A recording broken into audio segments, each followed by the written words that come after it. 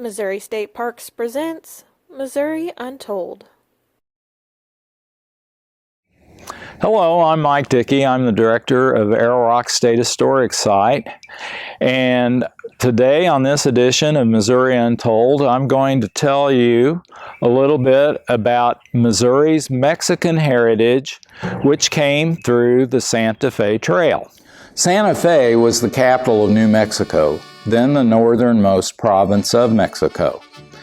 Regular commerce between the Missouri frontier and Santa Fe began in 1821, and by 1826 it became a two-way street.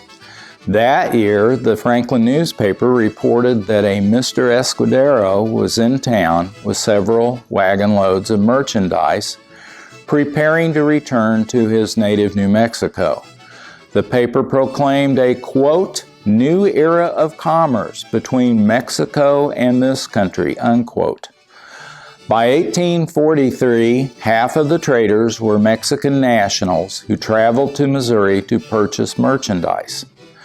This trade fostered many Anglo-Hispanic business partnerships. For example, Mexican saddles became popular, selling for $15 in some Missouri stores. Charles Weber wrote in 1844 that, quote, all the frontier Americans prefer Mexican horse furniture to their own, unquote.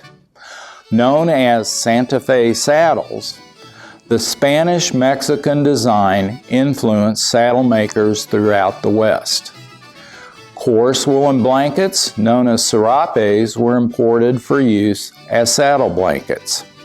As well, Missourians wanted only silver coins, known as specie, for currency. The Arkansas Gazette reported in 1839 that Missouri was, quote, the soundest in the Union in her monetary affairs. She is filled with specie, and the interior Mexican states have supplied it, unquote. Dr. Glenn O. Hardiman was charged 12.5 cents for a night's stay in the Houston Tavern at Arrow Rock in 1840. He said that, quote, the currency of that day was exclusively of Mexican or Spanish coin, unquote. Another example is the fandango that was popular with Americans arriving in New Mexico. Judge John Turley recalled, quote, the fandango, a kind of public dance, was the chief form of social entertainment, unquote. The fast pace of the fandango also influenced American music. A St. Louis firm published the Spanish fandango as sheet music for the guitar in 1866. Lastly, it was not uncommon for Anglo traders to marry the daughters of prominent Mexican families to gain advantage in the trade, and sometimes vice versa. Some of those traders stayed in New Mexico, or they took their wives back to Missouri.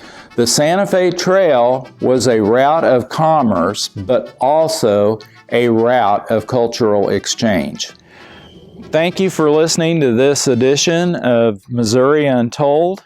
And if you'd like to learn more about the Santa Fe Trail, you can visit us at Arrow Rock State Historic Site or go online to mostateparks.com. Thank you and have a good day.